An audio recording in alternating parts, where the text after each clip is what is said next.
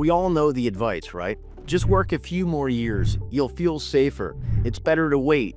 And for some people that might be true. But what nobody tells you is this. There's a hidden risk in waiting too long to retire. Because retirement isn't just a math problem. It's a life decision. And when you delay it without a clear reason, you might not be buying yourself more time to prepare. You might be trading away the best years of your life. Your healthiest years. Your most mobile, most active, most flexible years. And you won't see that cost show up on a statement, but you'll feel it in real life. Hi, I'm Dan Shevlin. I'm the president of 2020 Financial Group. So if you're on the fence about whether to retire now or wait, this video is for you. And if you want to talk it through and get a clear, personalized plan, book a time with me using the link below. Let's walk through what most people don't consider and help you make the decision with real clarity. Number one, retirement isn't just about money. It's about timing. Most people spend their entire working life focused on one question. Do I have enough money to retire? And yes, that's important. You need to know your savings can support your lifestyle, cover your expenses, and last the rest of your life. But here's the part most people overlook. Retirement isn't just about the money. It's about the season of your life you're entering and whether you're in a position to enjoy it. The real question you should be asking is, do I have enough time, health, and energy to enjoy the money that I've saved? Because I've worked with people who have hit 68, 70, or even 72 with impressive portfolios, but their health isn't the same. Their spouse wasn't as mobile. They no longer had the energy or desire to travel, golf, or do the things they dreamed of doing once they retired. They waited for the perfect number on paper. But when they finally got there, life had shifted. What most people don't realize, there's a window, what we call the go-go years. It's that stretch of early retirement when you're financially stable, physically active, and free to do things your 40s and 50s didn't allow for. But that window is limited, and waiting too long just for a few more dollars can cost you some of the best years of your life. The bottom line? Yes, the numbers do matter, but so does the calendar. If your plan says you're close or you're already there, don't just ask if you have enoug money. Ask if you're ready to make the most of your time. Number two, the myth, just a few years more. You probably said this or heard someone else say it. I'm almost there, just a few more years and I'll be in a better spot. It sounds reasonable, and sometimes it really does make sense. But here's what I want you to consider. Those few more years rarely move the needle as much as people think, and they often come at a bigger cost than expected. Let's look at the numbers. Let's say you're 64, planning to retire at 67. You decide to work another 3 more years to boost your savings by another $150,000. Sounds like a win, right? But what if, in those same 3 years, you missed a chance to travel while your health was still great? Your spouse started slowing down, and the trips you planned together no longer feel doable. Or if life threw a curveball, health issues, job burnout, or a surprise layoff. That $150,000 might sit in your portfolio, but it can't buy back the time you lost. I've seen this firsthand. A couple I worked with years ago delayed their retirement just 2 more years to hit that round number in their savings.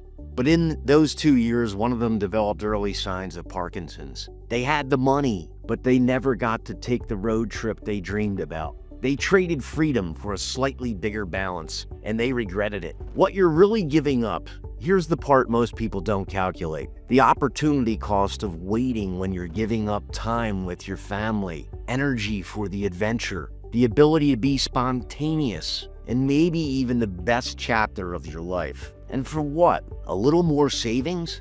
A Social Security check that's slightly higher? Those gains are real, but they're not always worth the trade. Bottom line, working a few more years might feel like the right move, but before you do, ask yourself, is this actually going to change my life or just my account balance? Because the goal isn't just to retire with more money, it's to retire at a time when you can actually enjoy what you've saved. Number 3, you might already be ready, but don't know it. This might surprise you, but some of the most financially prepared people I meet, the ones with more than enough savings, zero debt and healthy pensions or investment income, still don't feel ready to retire. And that's not because they aren't ready financially, but because no one's ever showed them that they are ready and what it actually looks like. Why people get stuck in uncertainty usually comes down to one of three things. They've never run the numbers. They have savings, but they've never seen it mapped out into an actual retirement income. So it just feels like a giant question mark. They're afraid to spend what they've saved for decades, delaying gratification, often not using their own wealth. Shifting into spending mode feels uncomfortable even when it's right to do so. They believe more money equals more security, which is partially true, but only to a point. Beyond a certain threshold, chasing a bigger balance just creates more stress, not more freedom. Here's what being ready actually looks like. It's not a magic number, it's knowing how much you spend each year, where your income will come from, when to take Social Security or pension payments, how to draw from your IRA or 401k tax efficiently, and how your long-term money will last under different market and inflation scenarios. Once you see the numbers mapped out and they make sense, it shifts from can I to okay, now I know how. I had a client come in thinking they needed another 3 to 5 years of work. They had saved close to $1.4 million, lived modestly, and had no debt. But because no one had shown them a plan, they just assumed retirement was close but not quite. Once we built their retirement income strategy, they realized they could stop working that year and even increase their travel budget. It wasn't about having more money, it was about having more clarity. Bottom line, you might be more prepared than you think. But if you're waiting because of uncertainty, fear, or vague advice, it's time to stop guessing and start planning. Because once you understand the math and the strategy behind it, the decision gets a lot easier. The hidden cost of delaying.